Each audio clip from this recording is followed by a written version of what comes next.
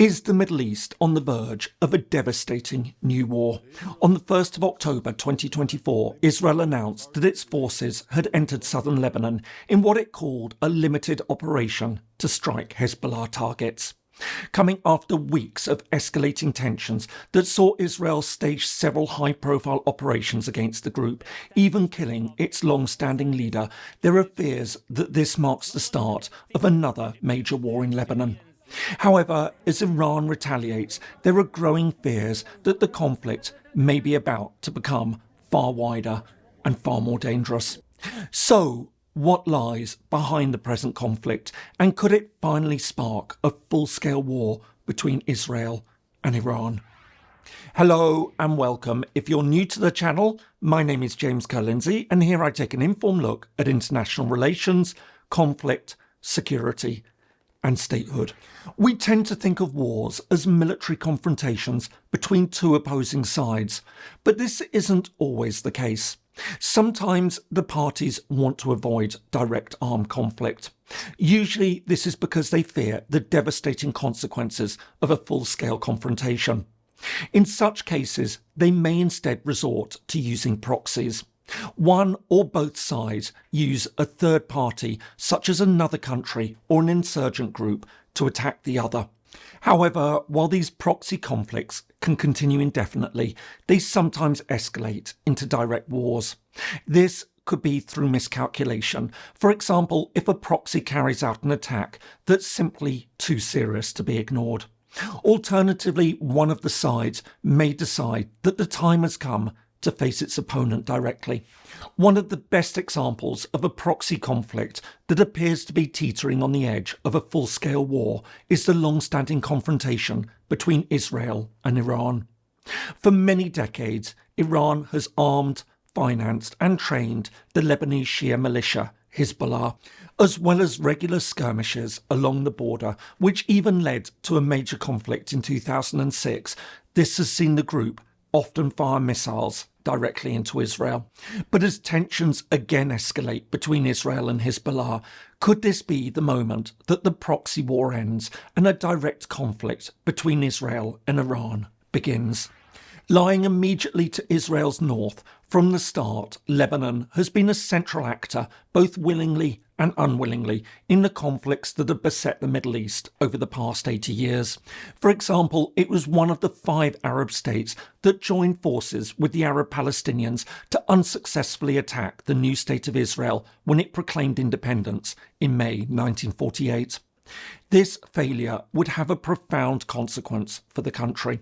As many Palestinians fled to Lebanon, they upset the delicate balance between the 3 crucial Lebanese ethno-religious communities: the Christian Maronites, the Sunni Muslims and the Shia Muslims. This situation became even more unstable when tens of thousands more Palestinians arrived at the start of the 1970s after nearby Jordan expelled the Palestinian Liberation Organization, the leading Palestinian armed group.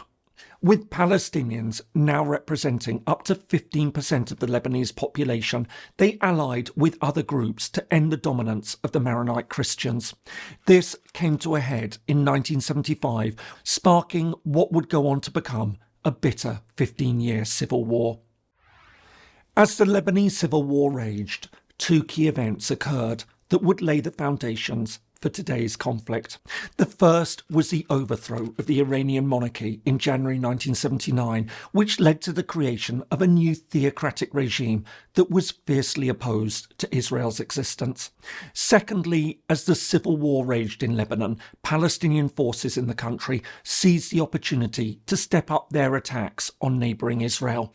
All this would come together in June 1982 when Israeli forces launched a full-scale invasion of Lebanon. Seeing an opportunity to take on Israel, Iran now sent over 1,000 members of its elite Revolutionary Guards to Lebanon. There they played a central role in arming and training a new militia formed from within the Lebanese Shia community, Hezbollah, the Army of God. In the years that followed, Hezbollah gradually gained strength, not only taking on other factions in the Lebanese civil war, but also launching attacks on Israel. Meanwhile, although the civil war eventually came to an end in 1989 with a peace agreement that called on the militias to disband and surrender their weapons, Hezbollah refused. Instead, it continued to attack Israeli troops, which were still occupying the south. Even though Israel eventually withdrew from Lebanon in 2000, the attacks continued as Hezbollah launched regular missile and artillery strikes across the border. All this eventually came to a head in July 2006, following a Hezbollah raid into Israel that saw 2 Israeli soldiers kidnapped. Israel retaliated by sending its forces back into Lebanon. However, just over a month later, the fighting came to an end when the UN Security Council passed a resolution calling for an Israeli withdrawal in return for an enhanced UN peacekeeping mission in the south of Lebanon and the disbandment of Hezbollah. But while this didn't in fact happen, tensions nevertheless appeared to ease in the years that followed. While confrontations continued and the group remained fundamentally opposed to Israel, there were no further eruptions of full-scale fighting. Instead, Hezbollah turned its attentions elsewhere. In addition to becoming involved in the Syrian civil war, where the Assad regime was being propped up by the Iranian government, the group also consolidated its power in Lebanon. Under its long-standing leader, Sheikh Hassan Nasrallah, it steadily became a more powerful political actor. As the central government collapsed, the group began providing essential services in many areas, including education and healthcare. All the while, and still backed by Iran, it continued to build up its military strength. Indeed, by 2023, it was estimated to have around 25,000 regular troops and tens of thousands more reservists, many of whom had by now gained battle experience over in Syria. On top of this, it had a huge arsenal of weapons, including over 100,000 rockets. I hope you're finding this helpful. If so, please do consider giving it a like, leaving a comment, or perhaps subscribing to the channel if you haven't already done so. It all really helps. Thanks so much, and now back to the video. So, what's led to the current crisis? Ultimately, it's intrinsically linked to the Hamas attack on Israel on the 7th of October 2023. In the immediate aftermath of the operation, many felt that Hezbollah would seize on the opportunity to also launch a major attack on Israel. But while Hezbollah certainly increased its strikes on Israel in the weeks that followed, a full-scale conflict was averted. A strong US naval presence in the region and clear warnings to Tehran not to escalate the situation appeared to stop the slide towards war. However, throughout 2024, there's been a sense that Israel and Hezbollah have nevertheless been edging ever closer to an all-out confrontation. While Hezbollah continued to launch sporadic missile strikes on northern Israel, forcing tens of thousands of Israelis to be evacuated, Israel also stepped up its operations. This all came to a head in September when Israel began a series of actions designed to undermine Hezbollah's operational effectiveness. The first of these was the simultaneous detonation of thousands of pagers that had been covertly fitted with explosives. An attack that left many thousands of Hezbollah fighters and activists gravely injured. This was then followed up by another round of explosions the next day using walkie-talkies that had also been fitted with explosives. In addition to the physical injuries these attacks caused, they also forced Hezbollah to scale back its communications. However, as significant as these steps were, the critical moment came on the 28th of September when Israel assassinated Nasrallah. Launching an attack against several apartment blocks, Israeli aircraft used bunker-busting bombs to kill the Hezbollah leader, an operation that also left several hundred others dead and wounded. As Hezbollah vowed to replace its leader and Iran promised revenge, Israel took the next step. On the 1st of October, it announced that it had launched a long-anticipated invasion of southern Lebanon. The question, of course, is what happens now. First, while this is an extremely serious situation, it's important to emphasise that this doesn't mark the start of a formal war between Israel and Lebanon.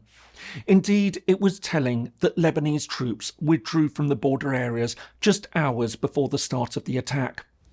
While many Lebanese passionately dislike Israel, they also intensely oppose Hezbollah, which has become steadily more powerful in the country over the past decade. In this sense, while the Lebanese government has strongly condemned the invasion, many ordinary Lebanese from across the religious divides will be hoping that Israel will be able to undermine Hezbollah, even if they don't perhaps say so openly. For all these reasons, it's unlikely that Lebanese forces will join the fight. Having said this, things could yet change. Israel's strikes on Beirut, the Lebanese capital, will make it increasingly difficult for Lebanon, or at least parts of Lebanese society, to take a back seat. As the war progresses, this could lead to more significant societal fragmentation, which obviously carries many dangers in a country with such a strong history of a brutal civil war. But the second question is whether Israel can in fact deal a decisive blow to Hezbollah. On the one hand, Israel seems to be in a very strong position. With military operations in Gaza now seemingly winding down, Israel may well have held off the attack until it knew that it could weaken Hezbollah and then be able to commit enough forces to a second front against the group, which is a far more challenging opponent than Hamas over in Gaza. Meanwhile, just a few days into the conflict, reports suggest heavy fighting now occurring across southern Lebanon. Of course, it remains to be seen precisely how this evolves, but many would argue that Israel is acting while it's in the strongest possible position.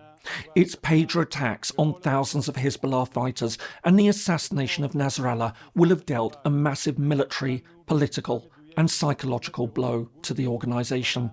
However, balanced against this, there's little doubt that Hezbollah remains a significant fighting force. While it may be reeling under recent attacks, it remains a large and well-armed militia. It's also extremely well dug in. As with Hamas in Gaza, it's established a network of tunnels throughout southern Lebanon that help it to stage its attacks. More generally, and as many observers have pointed out, Israel's history in Lebanon has been far from promising. Having invaded on several occasions, it's eventually pulled out only to have to go back in once the security situation deteriorates again. And this brings us to the real question. Ultimately, it isn't the short-term results of the Israeli invasion that really matter. It's what happens in the medium to long term. Even if Israel succeeds in its primary goal and destroys Hezbollah's immediate ability to attack, unless it's willing to occupy the land indefinitely, the threat will almost certainly return. As the past has shown, as soon as the IDF pulls out, Hezbollah will begin the process of rebuilding. This may not happen quickly, but it will happen, unless, of course, Israel can defeat the group more widely. But this goes far beyond Lebanon. And this is where we get to the real point. What we're seeing now with Hezbollah in Lebanon is not the central issue. It's just one part of it. The real confrontation is between Israel and Iran. For as long as the countries remain fundamentally at odds and Iran sponsors groups like Hamas and Hezbollah to act as proxies, then the confrontation will continue. Until now, the two countries have waged what is effectively a secret war.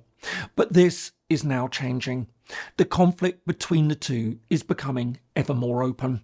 Aside from the conflicts with Hamas in Gaza and Hezbollah in Lebanon, the confrontations between Israel and Iran are becoming increasingly direct. The growing number of intelligence and military operations they're both staging against each other mark a steadily more dangerous march towards a direct conflict between these two countries. This was underscored by Israel's willingness to assassinate the leader of Hamas, who was living in Tehran. At the same time, Iran has stepped up its missile and drone attacks against Israel, including launching a major attack after Israel began its invasion of Lebanon, a strike that Israel now promises will lead to retaliation. For all these reasons, the real fear now is not the start of a third Lebanese war. It's the start of the first open Israel-Iran war.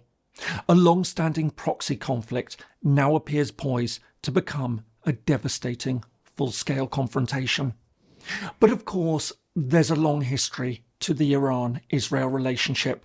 If you want to find out more about this, here's another video that you might find interesting.